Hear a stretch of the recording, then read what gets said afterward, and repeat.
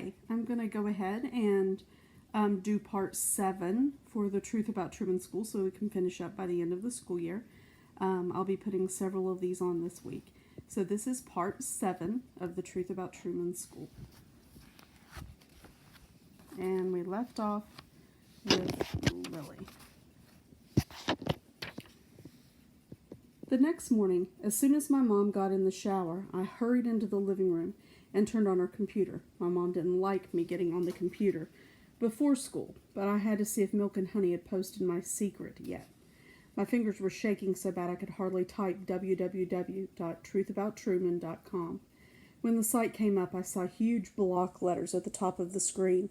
Lily Clark is a lesbo. What? There were 3 sentences in smaller letters below the headline. Don't believe me? Click here to read Lily's blog. Find out who she's in love with. I gasped. I didn't have a blog, and everyone already knew who I was in love with, Reese. I was scared to click on that link, scared to see what I might find there. But not clicking on it was even scarier. I had to know what was on there before I went to school. So I clicked, and I found myself on a website that was all done up in purple, which happened to be my favorite color.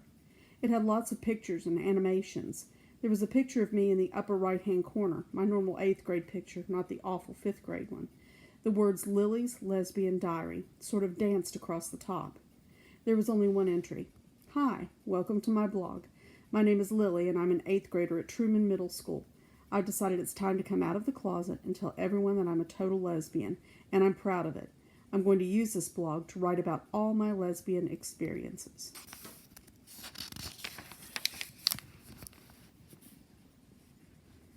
I stared in horror at the computer screen. I didn't write this. I didn't write any of it. I wasn't a lesbian. I didn't even know any lesbians, except for maybe Emily Tate. Everyone said she was one. I kept reading. Here's my list of the top 5 girls I want to go out with. 5, Morgan Kennedy. 4, Kylie Holtzman. 3, Cassie Wheeler. 2, Brianna Brinkman. And the number 1 girl I wanted to go out with is, drumroll please, 1, Haley Wood. All popular girls. Lily? My mom called. Where are you?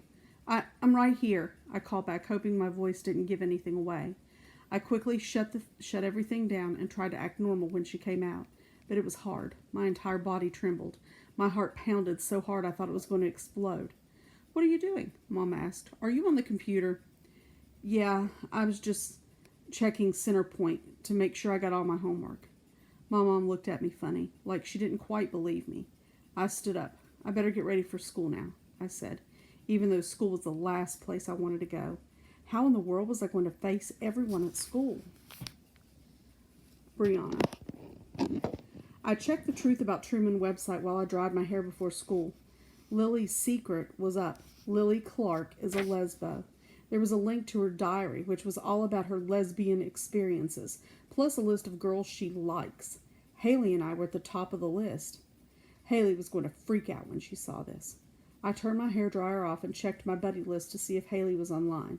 She wasn't, so I grabbed my cell phone and texted a quick message to her. Go to Truth About T, then call me. I had a feeling Lily's days in our group were numbered. Haley. I got Brianna's text message just as I was turning on my computer. I had already been planning on checking out that site, but thanks anyway, Brianna. I rubbed foundation makeup into my face while I waited for a page to load. There it was. Lily Clark is a lesbo. Don't believe me? Click here to read Lily's blog. Find out who she's in love with. I wiped my fingers on a tissue, then clicked the link, which led me to this purple website that was all about how Lily likes girls. There was even a list of all the girls she likes on there. Our entire group was on the list, and I was number 1. There were 7 comments about all this on the Truth About Truman. Most of them said things like, they're all a bunch of lesies. I gasped. Who said that? Somebody who called themselves Megagulp. But who was Megagulp? Okay, we need to do some serious damage control. We couldn't let people think our group was made up of lesbians. This was when I started having some doubts about Lily, whether she was gay or not. That was her business. But beyond that, there was something else that was bothering me. People didn't respect her anymore. And if they didn't respect her, They wouldn't respect us. I didn't have all my makeup on yet, but I picked up my phone and called Brianna anyway. We had to figure out what we were going to do about this, and we had to figure it out before school. Trevor. Just because it said on that website that Lily Clark was gay didn't mean she really was. Kids have been saying that about me since 3rd grade, and believe me, I'm not gay. I didn't even know what gay or queer or homo meant when I first heard those insults in 3rd grade. I thought queer meant weird. Even back then, there was something about me that was different from other kids. I didn't walk like them, I didn't talk like them, and I've never been into sports or band or movie stars. So everyone else's definition, I guess I was weird. I looked up homo in a dictionary and found out it was short for homosexual. Then, when I read the definition, I had sort of this aha moment. Not about myself, though, about my Uncle Cole and Uncle Mike. Uncle Cole is my mom's brother. Uncle Mike is the guy he lives with in a 1-bedroom apartment. Were Uncle Cole and Uncle Mike homosexuals? I asked my mom back in 3rd grade. She wanted to know where I'd heard that word. I didn't want to tell her kids at school had called me that, so I told her I read it in a book. She said yes, Uncle Cole and Uncle Mike were homosexuals, but gay was a better word. Then she asked if I understood what that meant. I don't know if I really understood yet back then, but I said I did because I didn't want to talk about it anymore. Uncle Cole and Uncle Mike were 2 of my favorite people in the whole world. They still are. I didn't want to think about them being weird or different. As I got older, I realized they weren't all that different from anyone else, not in any way that actually mattered. And Uncle Cole is one of the few connections I have to Mom, so I'd have to be really stupid to think it mattered that he was gay.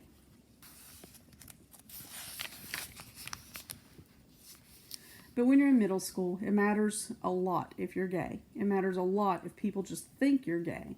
It's like one of the worst things you can say about someone in middle school. Emmer. Whoa. If there's one thing that makes people more nervous than Muslims, it's people who are gay, at least in middle school. I don't think there's ever been a popular gay person in the history of middle school. Lily was going to have a hard time getting past this at our school. If people even think you're gay, you may as well be gay. Zebby. At first I thought I was on the website Amber made for his mom's garden club last year because the background and layout were exactly the same. But then I actually read the words, Lily's Lesbian Diary. Lily was a lesbian? Really? And even if she was, that was the big secret? I'll admit, part of me wondered if it was true. I mean, how could someone as boy crazy as Lily turn out to be gay? But what did I know? Maybe she just acted all boy crazy to cover up the fact she was gay. Or maybe she wasn't gay at all. Maybe Milk and Honey, whoever he, she, or they were, made it all up. I was pretty sure somebody had made up that whole diary thing. Who calls a diary my lesbian diary? Who would a real lesbian do that? I don't think so. But even if Lily was a lesbian, so what? This was the 21st century. Most people don't care if a person is gay or not. Well, most of the people I hang out with don't care. As it turned out, some people did care. A lot. And of course, Haley just made things worse by telling anyone who would listen that of course she wasn't gay. You should have seen her. She was practically holding court on the steps of the school. I am not gay, she said. I had no idea that Lily was. This whole thing is just really embarrassing for me. Leave it to Haley to turn herself into the victim. Please. There were so many more important things to worry about at our school than whether or not Lily Clark was gay. You're probably wondering if I ever thought about just taking the link to Lily's lesbian diary down. After all, one of the 2 rules we had for the site said that what you posted had to be true. And honestly, I didn't know if this was true. I didn't know whether Lily was gay. But I didn't know that it wasn't true either. Obviously, somebody thought it was. That's why they posted that link. And really, it was just a link. One little link wasn't so bad. We also said that anyone could post whatever they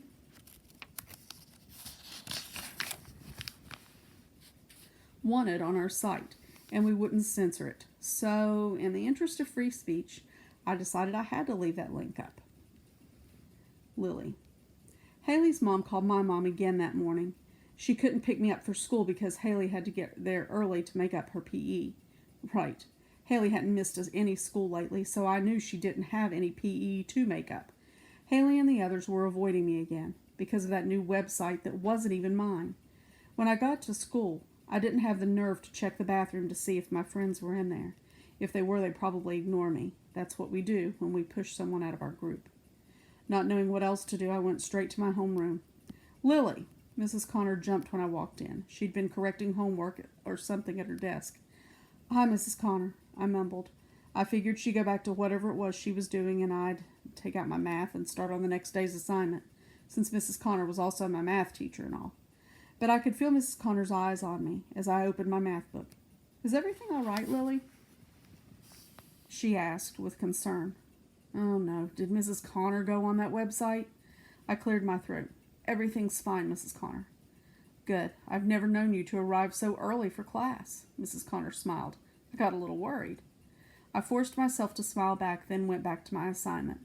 It was worse when other kids started arriving. I could tell by all the whispering and snickering and the way people looked at me, then looked away, that a lot of people had seen that new website, and they all thought it was true. What was I going to do? Cassie was the only one from our group who was in my homeroom. Cassie scurried in about 5 seconds before the bell rang, slid into her seat across the aisle from me, then turned her whole body away from me. When the bell rang for first period, Cassie leaped out of her chair and hurried out the door. She went across the hall and waited for Brianna and Morgan to come out of Mr. Weisach's homeroom. Brianna kind of smirked at me. Then the three of them strolled down the hall without me. I'm not gay, I wanted to shout after them. I have a boyfriend, a cool one too, and everyone knew it, so why... That was it. All I had to do was remind everyone about me and Reese.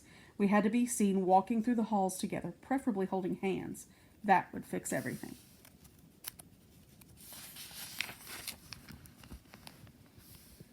After fourth period, I waited outside the cafeteria for Reese. People kept staring at me as they filed past. Lesbo, some of them whispered under their breath. Others oinked at me, just like they used to do in 5th grade. Then I saw Haley and Brianna. They turned their heads like they didn't even know me. I swallowed hard and tried to act like it didn't matter, but I was having a hard time keeping myself together. Come on, Reese, I thought, biting my lip. Hurry up. I knew Reese was coming from PE. How long did it take to get from the gym to the cafeteria anyway? Finally, I spotted him in a crowd of boys making their way to the cafeteria. He said something to Josh Shoemaker, and Josh laughed. I don't think either of them noticed me standing there at first. I stood on my tiptoes to get their attention. Reese! I cried, waving my hand. He stopped for a second, and his smile sort of froze on his face. Josh leaned over and whispered something to Reese, and Reese nodded. Then Reese hurried away, and Josh moved toward me. Reese, wait! I called, trying to get over to him, but Josh stood right in my way. I don't think you guys are going out anymore, Josh informed me. What? Don't look so surprised, Josh said with a mean grin. You like girls better anyway. But I don't, I said. That website's not true. Josh just walked away. Then I noticed Sarah Murphy leaning against the opposite wall, hugging her books to her chest. She just stood there, watching me. Didn't I have enough problems? What are you looking at? I asked, but I forgot. She doesn't talk. I just shook my head and walked away. I spent the rest of lunch period in our old bathroom. Reese.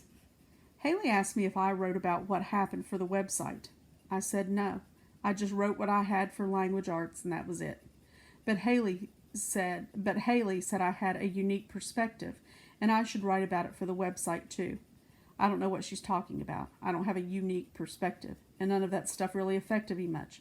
I was busy with football. But Haley said I should at least write about how me and Lily broke up. So, okay, Lily and I broke up, and yeah, I broke up with her. I don't really have anything else to say about it than that. Can you blame me for breaking up with her? People were saying she was gay. Would you want to go out with a girl who was gay? All that other stuff, though, that stuff with the computer, I don't know anything about that. I only went on that Truth About Truman website a couple of times. There wasn't much about football on it, so I didn't think it was very interesting.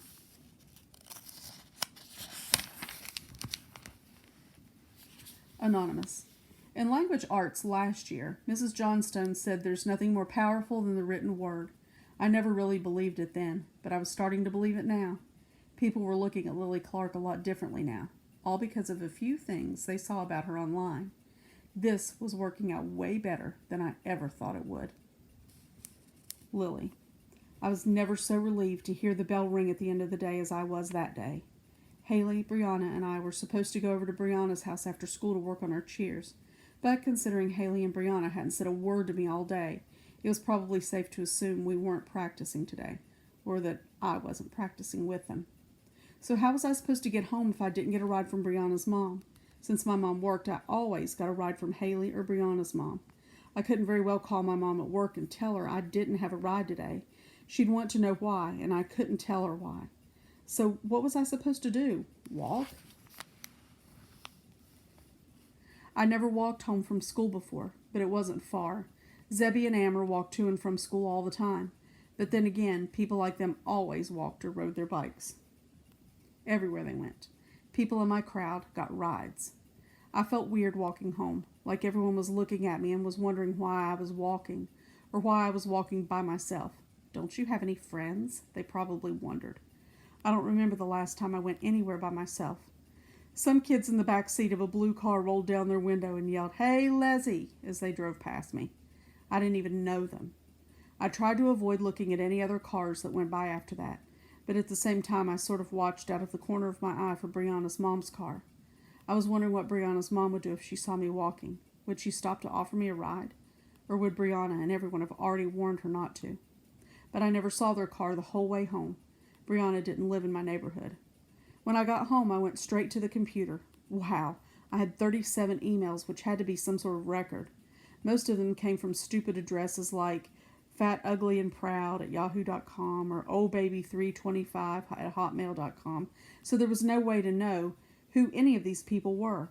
I clicked on the first one. "You're such a poser," it said in huge letters. That was it. I deleted it.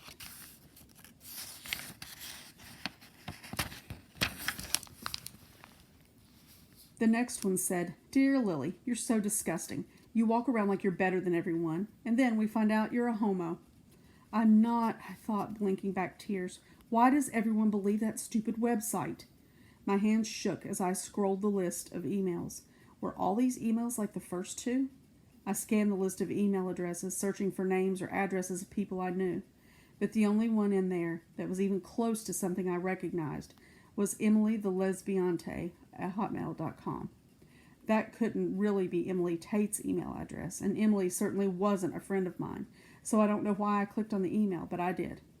"Dear Lily, I want you so bad." Ew, I stopped reading there. I clicked delete about 10 times. Trevor. Psst, Reese Weber hissed during math. I didn't think he was talking to me, so I ignored him. We were supposed to be taking a test. I felt a pencil jab me in the neck. "Hey, loser," Reese whispered. I continued to ignore him, but then, ow! It felt like the pencil had gone all the way through my skin and into my bone. "Hey," Reese whispered again as I massaged my throbbing neck. "I'm talking to you." I whirled around. "Knock it off," I whispered back. "Then move over," Reese said, trying to see around me. "I can't see your answers." "You're not supposed to see my answers," I muttered under my breath.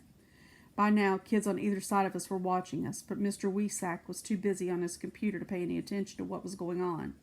I scooted my desk forward as far as I could without bumping into Cassie Wheeler's desk in front of me. Then I hunched over my test and tried to concentrate on the problem I've been working on. X plus 12 1/3 equals 25. Solve for X. How was I supposed to solve for X when I kept feeling a pencil jabbing into me? It was like a little woodpecker pecking at me. First my neck, then my right shoulder blade, then my left shoulder blade, then the neck again, then my middle, peck, peck, peck. Finally, I couldn't take it anymore. "Knock it off!" I yelled, spinning around in my chair. I yanked the pencil out of Reese's hand, snapped it in two, then slammed the pieces into his chest. I have to tell you, I've never done anything like that before. Reese's eyes grew wide with shock. I was pretty shocked myself. "What's going on back there?" Mr. Wesack asked. Sure, now he pays attention. Reese managed to find his voice before I did. "Trevor just went psycho on me," he said, all innocent. "He grabbed the pencil out of my hand and broke it and threw it at me." "That's because he's been poking me with it all, period." I defended myself. "He was trying to get me to move so he could copy off me." "I was not," Reese argued. "Why would I copy off of him? He's a moron." Moron? I was a straight A student, but I wasn't a straight A student, but I was a lot smarter than Reese. Mr. Wesack got up from his desk and moved toward us. The little vein in his right ear pulsed. "Hey!" I cried when Mr. Wesack yanked the test out from under my hand. He took Reese's test, too. Then he put both tests together and tore them down the middle. We were both getting zeros. It wasn't fair. I'd studied for this test and everything. and I hadn't even done anything wrong. I was just trying to take the test. Mr. Wesak pulled 2 green passes out of his front pocket and used my desk to fill them out. You two can go and visit Mrs. Horton for the rest of the period. Mr. Wesak handed me the first pass. He wasn't just taking our tests. He was making us go to see Mrs. H, too, all because I broke Reese's pencil. We don't tolerate fighting or cheating here at Truman, Mr. Wesak said. I wasn't fighting or cheating, but it didn't matter. I took the pass, grabbed my stuff, and hurried out the door. Hey, loser, wait up, Reese called as he tried to catch up to me. I started walking faster. I got to Mrs. Horton's office about a second and a half before Reese did, but Mrs. Horton still called Reese into her office before she called me in. Figures, I thought, slumping under the hardwood bench outside her office. Jocks always got special treatment around here. Reese was in there about 10 minutes before the door opened again. Thanks, Mrs. Horton, he said with a big grin. Thanks, Mrs. Horton? You can come in now, Trevor, Mrs. Horton said. I stood up, but waited for Reese to move past me before I went in there. As I expected, he rammed his shoulder into mine when he passed. Oh, sorry, he said, all wide-eyed and innocent.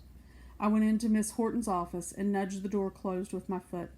Sit down, Trevor, Mrs. Horton said in a tired voice. I sat. I understand you and Reese had a little problem in Mr. Wesak's class? She asked. Actually, I think Reese was the one with the problem. What do you mean? I was just trying to take my test, but he kept poking me with his pencil. Mrs. Horton cocked her head. Reese poked you with his pencil? I could tell she didn't believe me. Why would he do that?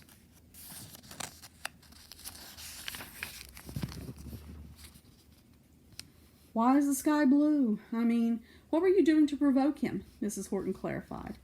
Here we go again. Taking my test, I said. Hadn't I just said that? Don't raise your voice, Trevor. I wasn't raising my voice, but I repeated what I said in a softer voice just to make Mrs. Horton happy. I was just taking my test. That's not what Reese said. Of course it wasn't. Who cared what Reese said? It wasn't the truth. I wanted to reach across Miss Horton's wide desk, grab her by the shoulders, and shake her head.